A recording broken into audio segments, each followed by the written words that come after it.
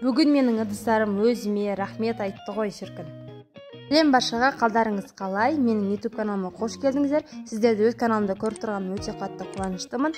Бүгін біз осылай үйдегі қарайып кеткен, күйіп кеткен ыдыстарды тазалайтын боламыз. Ең алдымен біз осылай қайнап тұрған үлкендеу ыдысымызға 6 қасық порошок саламыз. Кез келген порошок болады. Сосын бір үлкен қасықпен фери саламыз. Сосын бір сабынымыздың жартысын майдалап турап тастаймыз. Егер тураларыңыз келмесе, өткіштен өткізсеңіздер болады.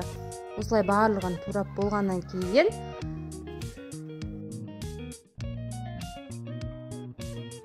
сосын 6 қасық сұйық майды құямыз. Одан кейін белезна азырақ құйып жібереміз.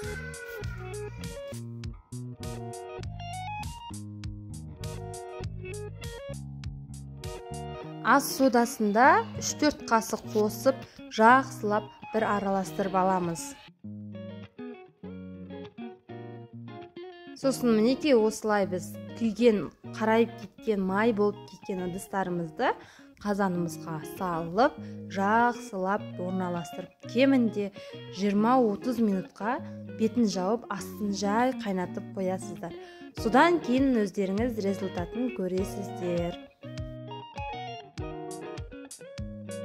Мінекей байқасаңыздар, осылай алып, жай мен губкамен сүртіп жібердім. Түбі кішкене қатты болғаннан кейін қырғыштың көмегінен кішкене қырып алдым. Қараңыздар, осылай тап-таза болып шығады. Кемінде 20-30 минут қайнатсаңыздар, баяу отта қайнатсаңыздар, керемет болады. Ал табанның астын байқасаңыздар, осылай пышақпен ғана кішкене тілсең болды, алынып жатыр. Сіздерді осылай алсаңыз болады. Егер қатты күйіп кеткен ыдыстарыңызды жақсылап қайнатсаңыздар, әдемі жаңа ыдыс секілді болып қалады.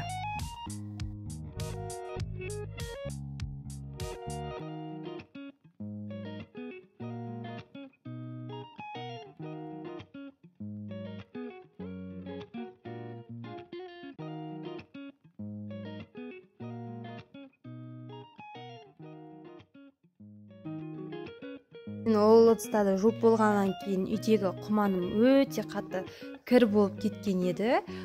Майы өте басым кетуі мүмкін емес. Қырғышпен мүлдем кетіре алмап едім. Осылай осы суға салып едім. Кемінде 20-30 минут тұрды. Пышақпен қараңыздар, сәл ғана түрткен кезде осылай барлығы еріп түсті. Мен кішкене қырғыштың көмегіне жүгіндім. Осылай қырғышпен қырып жіберіп едім. Менің құманым тап-таза болып шықты. Жап-жаңа секілді. Міндетті түрде жасап көріңіздер.